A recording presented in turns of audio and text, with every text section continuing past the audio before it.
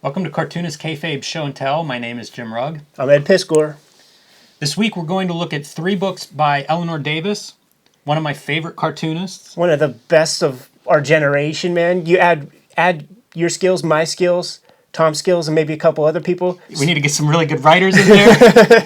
we still don't scratch the surface, man. Yeah, I think she is fantastic. Does a lot of work as an illustrator. Great visually, great writer, very inventive, funny, and had a run a couple years ago with 3 books, starting with Libby's Dad, her issue of Frontier, and You and a Bike and the Road. These 3 books were some of my favorite books over about a 2-year span when they were released, so I'm really excited to kind of get into them, and they're also very different from book to book. Yeah. They kind of showcase her abilities as a visual artist and a storyteller, because the range of content in these books, the media that she's using, it is just full on display, a tour de force of cartooning power in these 3 books. High-level cartooning, subject matters that have really not been handled in any real way ever in comics. Like, that is the beauty of the world of comics that we live in today, where there are all these chasms and voids in the medium for 100 years. And they are slowly being filled in by people with vision, by people with way different points of view than, the crusty old white dudes who were making Marvel DC comics for a million years, man. Yeah, no doubt about it. Eleanor is definitely a voice. I don't know who I would compare her to, and it's awesome. I often think of cartoonists who I have enjoyed who have sort of pushed the boundaries of comics, but at some point they run against what I consider a limit of vocabulary. Yeah. They've worked within the confines of where the medium was at the time. They maybe expanded it a little bit, but you can only go so far. You develop those tools based on where the world is, where the format is at that time. And the things that you've seen in your experience. Like, we are sitting in a studio with about 60,000 comic books, Yes. and many of them are told through the Marvel method and the superhero thing, and that can really corrupt your vision. And once we put these comics under the microscope, it's going to be tough to deconstruct where Eleanor comes from, because she isn't looking at Walt Simonson Thor to come up with, Libby's Dad or something. That's a really good, very clear example, because she is drawing from influences that I will speculate out on. I just don't know where some of these things are coming from. And it's art, it's really somebody who is pushing the limits of what comics can do, bringing in influences that we haven't seen before. And it's exciting. I can't imagine a better time to be a comics fan, and these are some of the reasons why. I'm kind of eager to give these a deeper look. Can we get to it? Let's do it.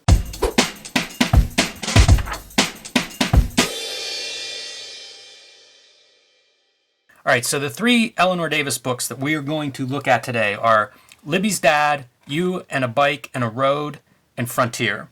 These all came out probably within a year of each other, and they're all very different. So we're going to start with Libby's Dad. This one is a story of childhood friends who... Libby's dad is one of the friends. Her parents have recently gotten divorced. The dad has a new place he lives. So the friends are going over to his house essentially for a sleepover, and it's scary. There's a rumor that the dad threatened the mom with a gun. So that's kind of the backdrop to this story, and it's all done in color pencils.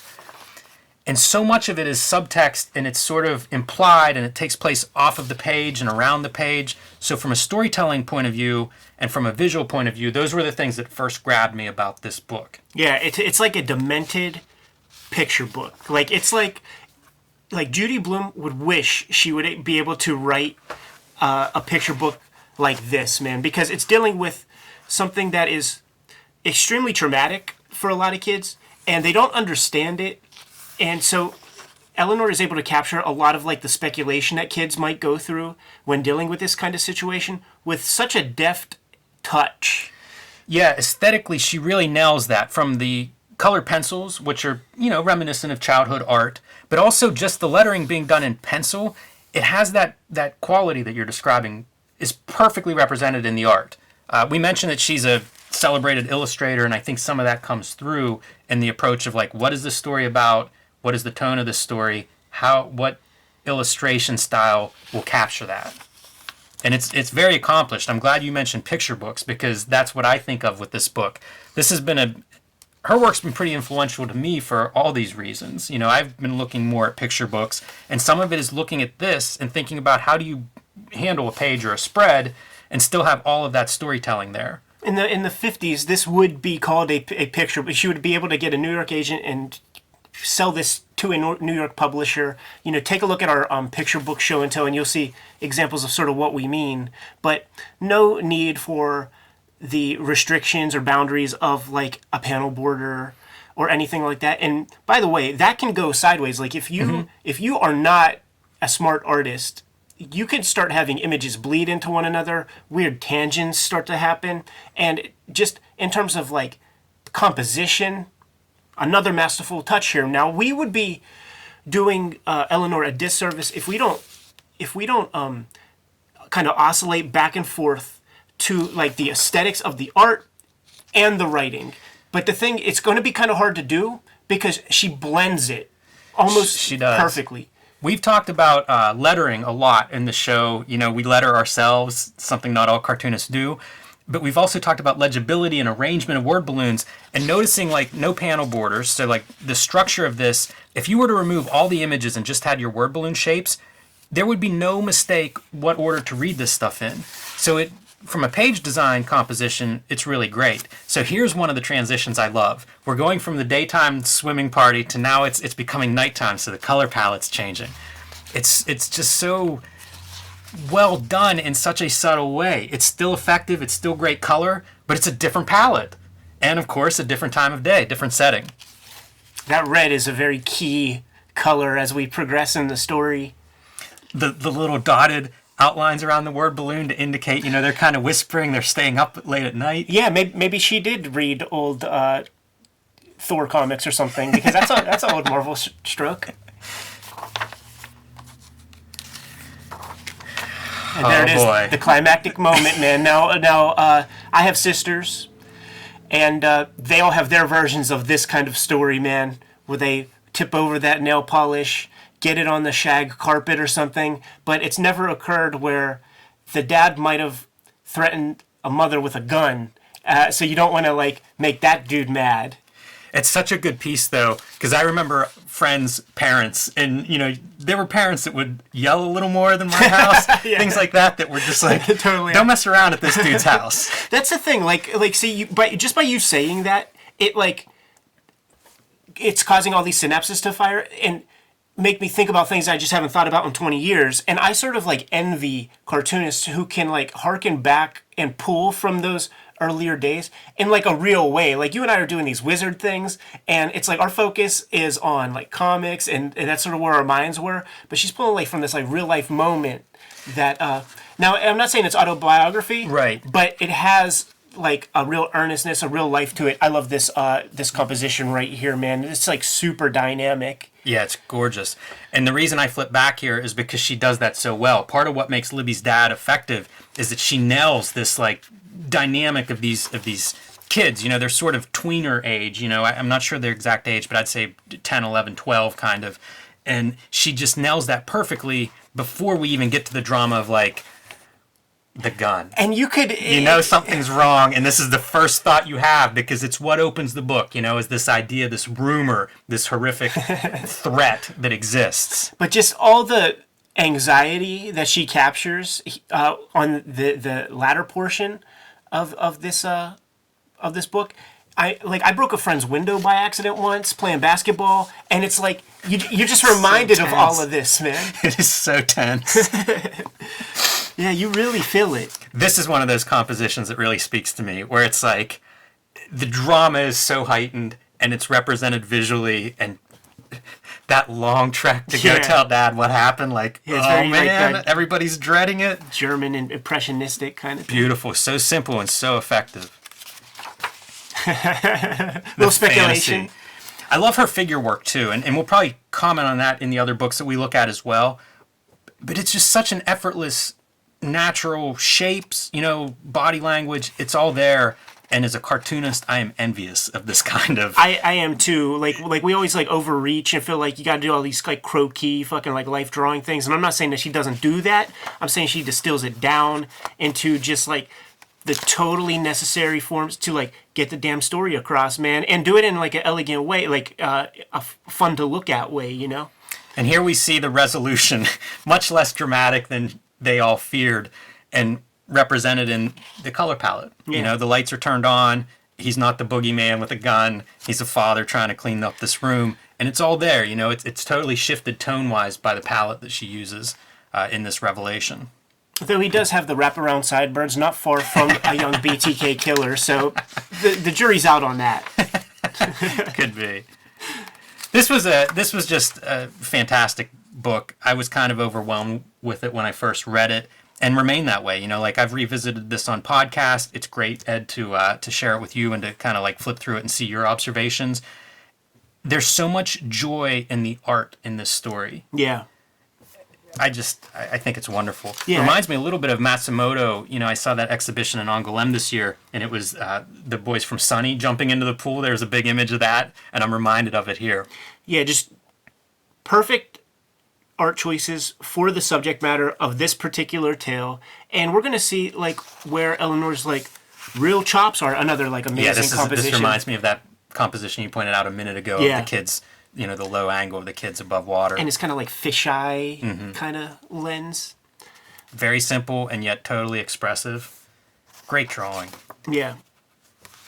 So now we're going to see her flip the script and handle a far more mature subject matter, far more complicated subject matter, something like probably more complicated for me to even like talk about like too deeply, because there are things going on in here that are just far beyond my experience. You know what I'm saying? Yeah. So this is published. I'll say first, Libby's Dad, published by Retrofit. All of these are published by different publishers. This is published in Frontier, which is Youth in Decline. It's an anthology. Each issue is completely self-contained and features a different artist, and there have been some powerhouses come through this. This is one of my favorite anthologies of the last several years, and maybe we'll revisit some of those in the future. But this is, each one's for the artist. So this is just Eleanor Davis's issue and wraparound cover there. What would you say the summary of this story is, Ed? It's the complexity of female sexuality, man. That's pretty well said. And first thing that I note is totally different tools. Exactly. We went from nice color, soft edges of a young girl birthday party to hard black and white ink lines. Which is amazing because the story is about gray area. You know what I mean? Like, it is not black and white, like what we're examining here with this narrative, man. So, interesting choice. What a different approach to page and panel layout, too. You know, we had those big, expansive, everybody having fun and vegetation and outside and freedom, to now, you know, we're on the set of an adult film here.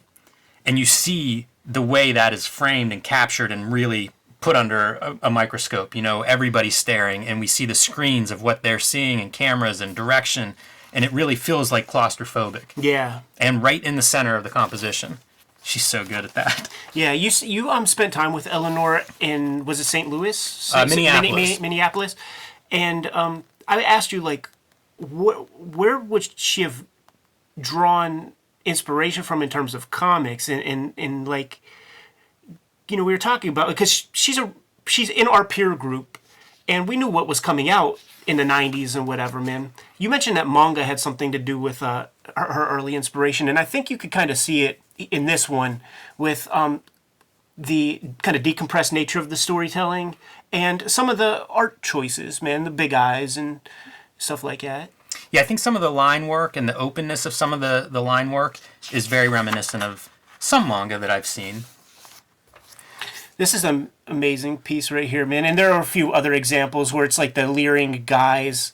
This might not be the best example in the book, but like I really like the almost like iconographic way she captures the equipment, you know? Like we would fixate on getting the exact camera, like in all the little doodads that, you know, we're doing Akira episodes and we're like staring at all the little gizmos that go into all the machinery and stuff, but she's just like, it's not important to the story, man. one piece of this story is the dichotomy between the on-set performance and then the characters off-screen. I think that's one of the fascinating parts of this story, and maybe where this story resides, is just how different it is between the performance, the fantasy, the reality. In some ways, when I was making notes for this, I referenced superhero comics because of that like split between fantasy versus reality. It's something I'm interested in, and there are a handful of comics that are about porn that kind of deal with this. I think of like Adrian Tomine did one in Kramer's Ergo that was about a woman who was identified as an adult actress.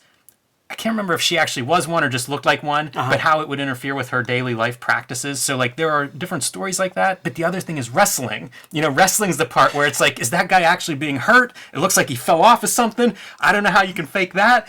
And it's kind of that same deal of, like, then you hear those guys interviewed, and it's totally different. You know, they're aware of their character and what they're doing. And so I enjoy that parallel. I was going to bring the wrestling part up in this thing because it's there are swerves and heel turns and all kinds of stuff in this thing. But just the nonverbal acting here that is something I like a lot too, where it's like she's right there, puts her hair up, and it's up. And it's like, it just communicates like kind of a hot day. There's like other stuff going on here beyond just the main story. Whenever, I cited like her figure drawing in Libby's Dad, and I would say the same thing in all of this because it's body language, it's super simple, but it's absolutely clear how you read it. And it does communicate things like it's a hot day out. You know, it's a very casual gesture for her to pull her hair back, and it's all captured in the simplest, what look like simple line drawings, but I would say very deceptively, not nearly as simple as Eleanor makes it look. Yeah, go ahead and try it there, Kayfabers. Good luck. So this is another one that I would highly recommend, and for that matter, all three of these books I feel that way about. But it's similar to Libby's Dad in that the complexity of this story is so much greater than the 32 pages or so would lead you to believe. Yeah. You don't come out with the same answers as the next person that reads it.